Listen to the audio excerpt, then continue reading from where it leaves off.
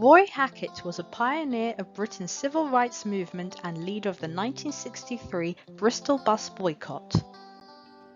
He was born in Kingston, Jamaica in 1928 and travelled to Britain by ship in 1952 as part of the Windrush generation. After living in various locations around the UK, he settled in Bristol. His first night in the city was actually spent sleeping in a doorway after boarding houses refused him a room due to the colour of his skin.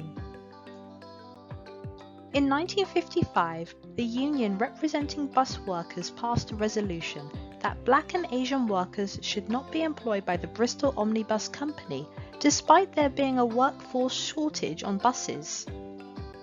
Hackett's wife, Ina, applied to be a conductor with the bus company, but despite being fully qualified, was rejected.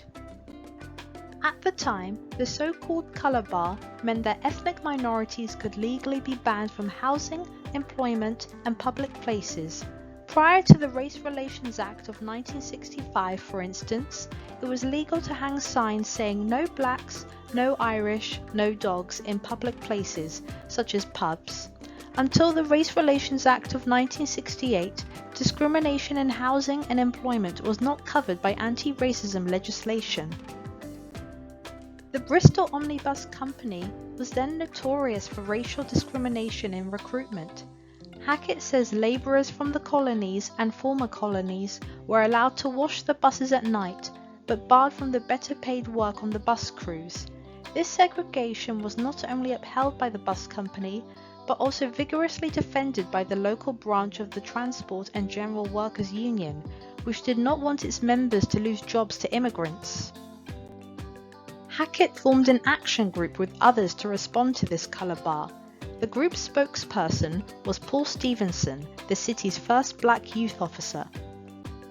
Inspired by Rosa Parks' activism and the Montgomery bus boycott in Alabama, USA, the group decided to hold their own bus boycott, and they announced this at a press conference in April 1963.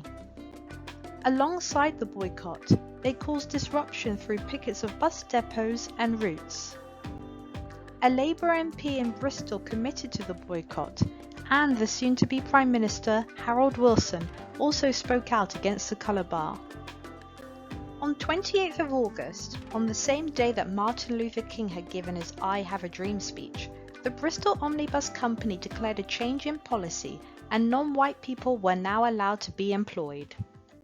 Following the successful boycott, Hackett remained an activist in his community, working with young people as a mentor and leader. Along with members of the boycott group, Hackett formed a Commonwealth Coordinated Committee to work on improving quality of life for people in St Paul's, a deprived area of Bristol, promoting integration and equal opportunities. The committee set up and ran the St Paul's Carnival, now the St Paul's Festival, and one of the biggest festivals of its kind in Europe.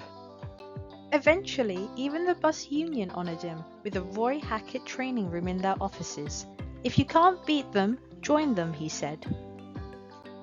Hackett appears on a mural in St Paul's commemorating the Bristol bus boycott, and he was invited to local schools to give talks about the boycott and his experiences in Bristol.